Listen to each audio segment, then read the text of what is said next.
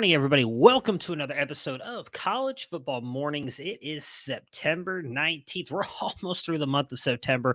We're through 3 weeks of the college football season. We're into week 4. We got games on Thursday this week. We're already getting to the point in college football. We're going to have games on Wednesdays, Thursdays, Fridays, Saturdays. I can't wait. I kind of can. It's been very stressful, very tiring, but we're hoping that you guys are enjoying all the content that we are bringing you guys at campus2canton.com. Of course, here on our YouTube channel, podcast feed, practically everywhere you look, we are there.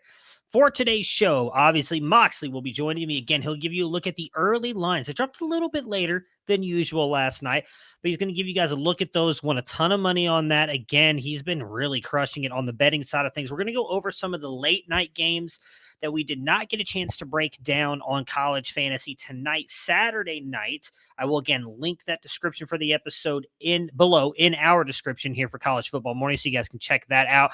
Lastly, we're going to talk about a couple injuries that happened, some news stuff for those injuries, and then obviously a breaking news story that happened sometime Sunday afternoon with the releasing of a head coach. He's been relieved of his duties, but let's jump in really quick and talk about those games. We're going to start it with Fresno USC. Really good game last night. It was going on while Felix and myself and Kevin Coleman were doing college fantasy tonight. USC comes away with the victory here, 45-17. Really good game for them. Really impressive. Caleb Williams was, 38 fantasy points for you if you started him. 280 through the air. That rushing is not correct. Oh, actually, I think the rushing is correct, unfortunately, with this negative sack yardage. Regardless, he has himself a really good day as he gets you also 2 touchdowns on the ground. I'm double checking that because I'm not sure it is. It is right. He only had 1 yard on the ground. Again, for those of you who do not know, college football counts sack yardage as rushing yardage for quarterbacks. That's why if you ever listen to us on Better Sports Radio from 8 a.m. to 10 a.m. Eastern Saturday mornings, we have a fun with that on the prop side of things. But 38 points for you in fantasy, hell of a day again for him. Moving over to the running backs, Austin Jones and Travis Dye had themselves good days. Austin Jones, 20 points. Travis Dye, 22, both going over 100 yards. And then the wide receivers, not a massive day for these guys, all right? But Jordan Addison, 6 for 69, nice, 1 touchdown. Mario Williams gets 77 yards as well. Overall, a very good performance for the USC Trojans. They looked good. I will say I was hesitant on whether I wanted to buy in on Caleb Williams because last year, while he showed us some moments passing the ball, he also really struggled at times down the stretch. He got pulled in games. He looks incredible so far. Fresno State put up a little bit of a fight early on, and Jordan Mims was really kind of the standout here. 114 yards on the ground. I think he looks really good. I don't know that he'll get high-end draft capital, but I wouldn't be surprised if he gets drafted at some point. He's a really good running back. The big news coming out of this, though, is unfortunately Jake Haener, quarterback for Fresno State. Once he went down, the game really kind of got out of hand, and Fresno could not keep up. They're saying right now high ankle sprain. Let's hope that that's all it is. I want to see him. This is his final college season. I really want him to be able to go out there and kind of go off on his own terms. But it did not look good. Looked like he got rolled up on a little bit. Ankle and leg kind of went one way. His body went the other. Was carted off the field. Now, he was back out there. It wasn't all the way up his leg. Some people were speculating that it may have been like an ACL or something at the time. He was wearing a big boot, was out on crutches. The latest report said that it is not season ending, so let's hope that that remains true. That was sometime early Sunday, and this game was going on past midnight my time. So, I mean, that may have just been a little bit of speculation. Let's hope that that is everything I've so far seen. Last I checked, I'll be honest, because I've not looked this morning. Well, late Sunday night was the last that I looked. I did not see anything, that was said that is what the injury was. So let's just hope that it's a high ankle sprain. Another game that was going on that we did not get a chance to go over was San Diego State versus Utah. Utah wins this one fairly easily, 35-7. Cam Rising, incredible day. 4 touchdowns through the air, 224 yards. He just, absolutely demolished San Diego State's defense. Brant Keithy getting a touchdown, 64 yards. Devon Vele, 2 touchdowns, just 38 yards. Keithy continuing just to absolutely produce. I believe they pulled Cam Rising like the 3rd quarter because that's how easy they were going here. And then Tavian Thomas, 59 yards and a touchdown on the ground. So that's about it.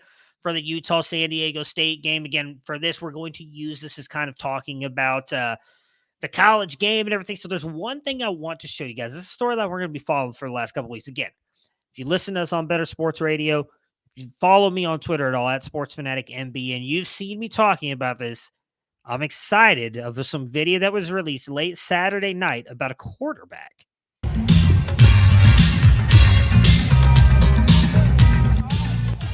That is one Quinn Ewers throwing the ball just 1 week after his injury without a brace. He ran out without a brace. He was out there in uniform for the game. He wasn't on the sideline in street clothes.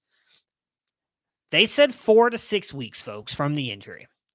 If he's back in 4 weeks, that's Oklahoma game. They survived a tough matchup against UTSA last week. And I know a lot of people are saying, well, UTSA, they're not that good team. You know what? They may not be, but they've upset a lot of really good teams. Texas coming off an emotional high, right? They should have beat Alabama. They beat Alabama if Quinn Ewers stays healthy. Lose by 1 point late in that game to a field goal. They're kind of struggling to get up for UTSA. They beat them 41-20. This week, though, they got Lubbock. It's going to be a tough game. It's on ESPN. That's changed. It's likely going to be on the Longhorn Network.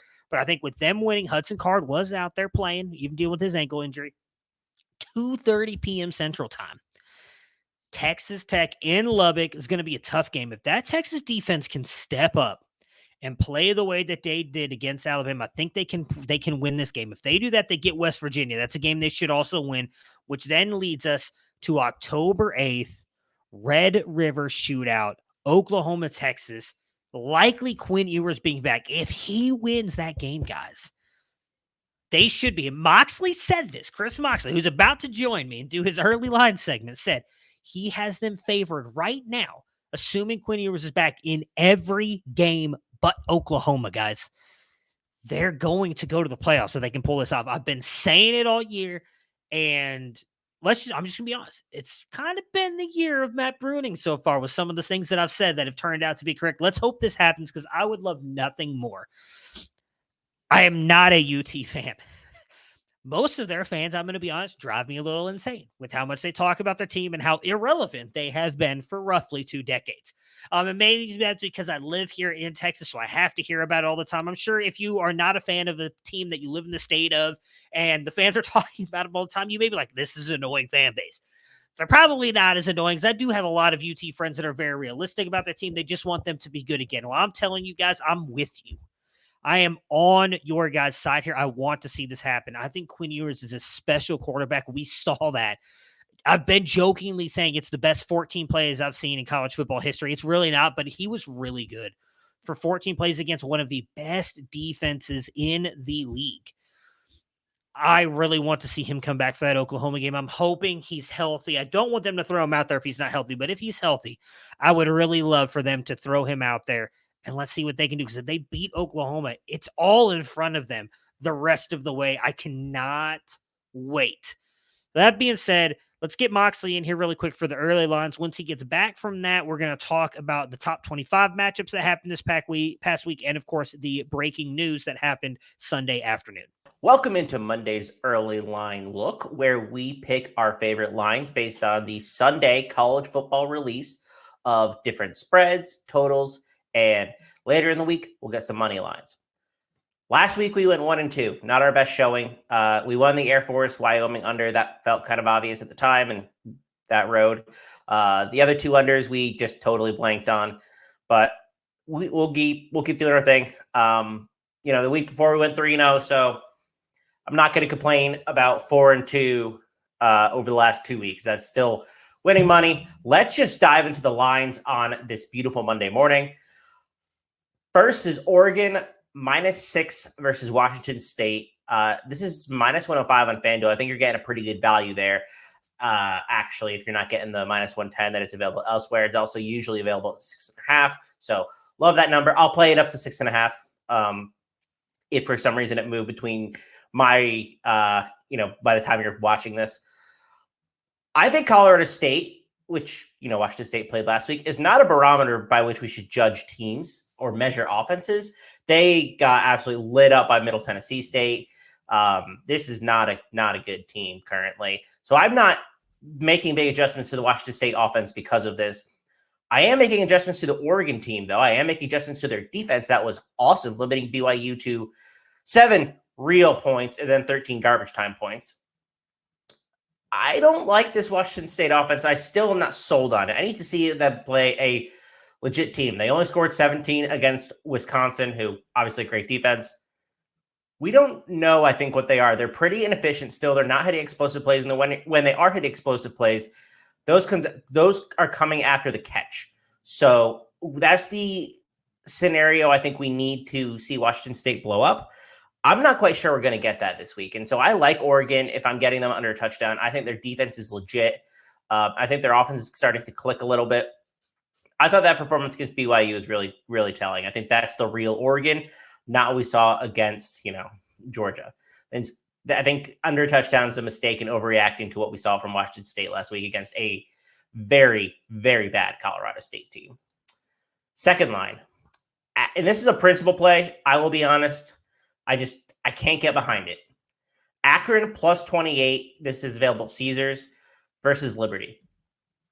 This is too many points for these two teams. Like 4 touchdowns with Liberty is dangerous. If you don't remember last year, they lost as a 30-plus point favorite to University of Louisiana Monroe.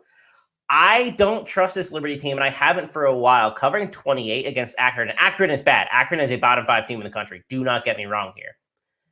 I just don't think it should. I don't think it should be 28. I think it should be closer to 23.5 or 24. So I think you're getting some pretty good value at the 28 number. And it might keep going up, to be honest. I know people are very down on Akron, and they have every right to be. Akron has been terrible. It sounds like DJ Irons, their quarterback, is out. I am considering all of these things. This is also a Liberty team who just gave up 37 to Wake Forest. Don't have a great defense. They won in triple overtime against Southern Mississippi. Also, not a very great team. I'm just not totally on board with them. 4 touchdowns. That's the problem. It's a big number to cover when you're dealing with 2 teams that could beat each other potentially any week. This number just seems a little aggressive given what we've seen from Liberty in the past. Final number, and one that I think I like a good bit. I expect it to trend downward the rest of the week, so I think you're going to get a little bit closing line value here. Is Syracuse, Virginia under 55.5. This number feels kind of high considering we have not seen anything positive from this UVA offense. UVA scored 16 yesterday against the Old Dominion Monarchs. 16. They scored 19 combined the last 2 weeks when we go back to their 3-point performance against Illinois. I don't know how anyone could trust this team in its current state, to be honest. This UVA team is terrible at scoring. They're terrible on offense. I think our worst figures are kind of realized with Tony Elliott heading over to Virginia, and that's kind of what we're getting. So I don't know how they're going to score against the Syracuse defense that has kind of proven to be a good unit. Obviously, they let Purdue score a bunch of points. Purdue passed the ball 55 times. 55 times with Aiden O'Connell and some of the weapons they have. It's inevitable that they're going to have a big statistical day. But on a per play basis, a success rate basis, they've been good. They have 2 really good weapons in the secondary in Deuce Chestnut and Garrett Williams. I think they are phenomenal players for the ACC, and I think they could both be potential day 1 or 2 NFL draft picks. I mean, we're talking about some legit players here on the back end. I'm just worried about this, the UVA basically being able to keep up with Syracuse. I think Syracuse could win this game by a good amount of points. They just limited Louisville, who I think is an interesting parallel because they also have a mobile quarterback, not a lot of, I want to say positivity around that offense currently. I like this game to go under the 55, and I've talked about 55 as the most important number in college football. That is the number that most games end with from a total perspective. So if you're on the under side of the 55 number, you want to be 55.5. You don't want to be 54.5. So I think you're getting a nice little half point there that kind of should theoretically help. I could be totally off here, and UVA could just come out and play well against the Syracuse team. I mean, they did just let Purdue score 29. I think Purdue is like 10 times the offense that Virginia is, but this number just feels a little bit too high currently. This number is pretty much available everywhere. I don't really want to play it under 55. Again, that key number thing, it scares me off a little bit. But 55.5, you're going to get that a lot of places. And I think you can feel pretty confident about in this number. I think Syracuse offense is good. I don't think it's amazing. I think it's improving, but it's a game that I think will go under, potentially by a good amount. And I don't want to jinx us, but this number just feels too high. I think I would make this 52 or 51.5. Let's run through the plays. I'll keep it short for y'all this week, and hopefully we get back to our winning ways of 2 weeks ago, and we can trust an under maybe. We got some sick plays this week, so I hope y'all are riding with me. Oregon -6. You can get that at FanDuel with a little bit of, probably the best number out there versus Washington State. I think that Oregon takes care of business again this week. Akron +28. You can get this at Caesars versus Liberty. The number's just a little too big, in my opinion, especially for two bottom 40, maybe bottom 50 teams. Akron's really bad, but are they 4 touchdowns worth and Liberty bad? I don't know. And then finally, Syracuse and Virginia under 55.5. Really hard to trust the Virginia offense right now. I just don't see how we can put any faith in them doing their part to reach this 55.5. I think Syracuse probably gets us there, but not what we've seen from this Virginia offense. And this good Syracuse defense, they have been really impressive on a play-by-play basis. And for the most part, out of a couple plays last week, limiting big plays. So those are the 3. Keep it rocking on a Monday morning. Hopefully we can get back to where we were 2 weeks ago, but still positive for the year. Let's rock and roll. All right. Thank you very much, Moxie. I appreciate that. Again, he, rough week last week, but he's been killing it on the betting side of things. So let's run through really quick because we're, running on 20 minutes. We want to try and keep these a little bit short for you guys. Georgia beat South Carolina 48-7, and not really any kind of matchup. They are still the number 1 ranked team in the nation. We're going to go in order of games played as well, by the way, guys. The number 4 team, Michigan, beat UConn 59-0. Number 6 ranked team, Oklahoma, beats Nebraska. I thought there might be a chance that this was a close game. It was not. They won 49-14. The number 9 team in the nation, Kentucky, wins against Youngstown State 31-0. Baylor bounces back after losing to BYU last week. They win 42-7, number 17th ranked team in the nation. The only ranked matchup this week was BYU at 12, Oregon at 25. Oregon blitzes them 41-20. It was not a close game. Really kind of surprised with the way that game turned out. I thought BYU would put up a better performance. Ole Miss, who is ranked 20, beats Georgia Tech 42-0. Number 22, Penn State beats Auburn 41-12. Number 2, Alabama beats UL Monroe 63-7. Number 19, Wake Forest beats Liberty 37-6. Number 3, Ohio State beats Toledo 77-21. Number 8, Oklahoma State beats Arkansas Pine Bluff 63-7. Number 10, Arkansas, while struggling for most of this game against Missouri State, ends up coming through 38-27. Number 15, Tennessee wins 63-6 against Akron. Number 16, NC State beats Texas Tech 27-14. Number 11, Michigan State goes down to Washington 28-39 in a really good game. Washington probably going to be ranked at some point in time this morning. I think they are a really good team. That defense looks really good. And with Michael Penix at quarterback, they're looking a lot better as well. Number 18, Florida survives South Florida 31-28. Number 23, Pitt beats Western Michigan 34-13. Number 5, Clemson 48-20 over Louisiana Tech. Clemson struggled for a little bit in this one. They've got a tough matchup against Wake Forest coming up this week. Going to be interesting to see how that works out. Number 21, Texas, as I mentioned earlier, they survived UTSA 41-20. Texas A&M beats Miami 17-9. I'm sorry, they were also a ranked matchup. I forgot about that. Texas A&M at 14, Miami at 24, Miami at 13. Number 14, Utah beats San Diego State 35-7, as we discussed at the beginning of the show. And the number 7, USC beats Fresno State.